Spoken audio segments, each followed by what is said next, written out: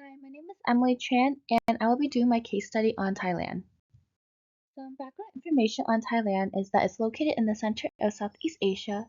It has a population of 70.2 million people, and its economy is shifting from an agrarian to an industrial and post-industrial economy. Thailand has a very strong and rich food culture. Its diet is strongly linked to the local agriculture and retail markets.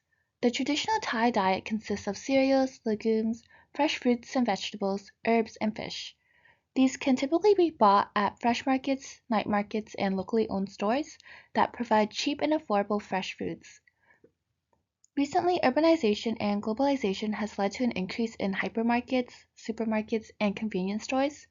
One very prominent chain is 7-Eleven, and this has resulted in the new modern diet, which consists of more convenient but processed foods that are high in fats, animal proteins, and sugars. There is also a decrease in consumption of fresh fruits and vegetables, where only one-fourth of the adult Thais actually meet the recommended intake. In regards to health issues in Thailand, the largest cause of mortality are chronic non-communicable diseases. Some examples include cardiovascular disease, cancer, diabetes, and chronic respiratory diseases.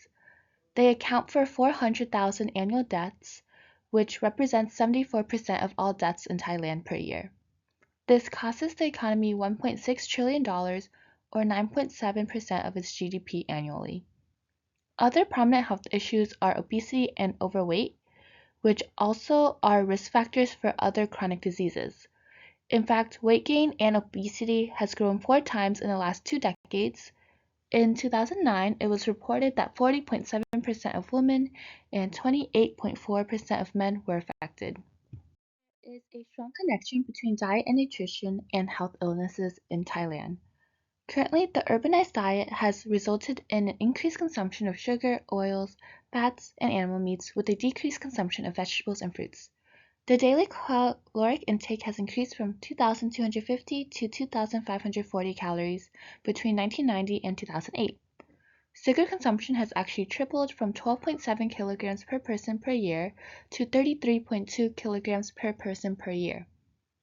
Population weight gain is especially pronounced in urban and economically developed regions, which have a higher access to all these hypermarkets, supermarkets, and convenience stores. As mentioned, obesity and overweight has grown 4 times in the last 2 decades, and they're a major risk factor for many chronic diseases. Future expected health problems include diabetes, gallbladder disease, and some forms of cancers. Globalization is actually responsible for the transformation of Thailand's food retail sector. After the 1997 Asian financial crisis, there was a deregulation of foreign investment in food retailing with transnational food corporations.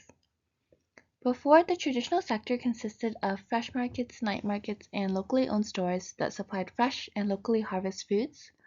Now there is the modern sector, which consists of hypermarkets, supermarkets, and convenience stores that encourage the consumption of energy-dense, nutrient-poor, and highly processed foods. A very prominent chain is 7-Eleven as mentioned. In 1980, the modern sector actually comprised of 5% of the food retail sector. However, today, these hypermarkets, supermarkets, and convenience stores actually comprise of 50% of the entire food retail sector. To continue on, there is an annual loss of 25,000 small retailers per year due to the competition of the modern sector. The modern sector, which consists of supermarkets, hypermarkets, and convenience stores, are able to sell goods at a cheaper price or offer more aggressive price discounts due to their concentration on selling processed packaged foods that are delivered more cheaply and have higher profit margins. As a result, fresh foods can be 2 to 4 times more expensive than processed foods, depending on the region. There is also the potential loss of accessible plant-based diet that is healthy and affordable. From a public health standpoint, I would suggest that policymakers focus on the rapid rise of obesity, which is a risk factor for many diseases. I would also increase regulation on foreign investment in food retailing to prevent foreign encroachment on small businesses. Additionally, I believe that behavior modification and encouragement through public education programs on diet and exercise can educate the population on how to lead healthier lifestyles. Finally, I'd support improving food nutrition label, which increases transparency in the nutrition that goes into each food. Finally, these are my references. Thank you.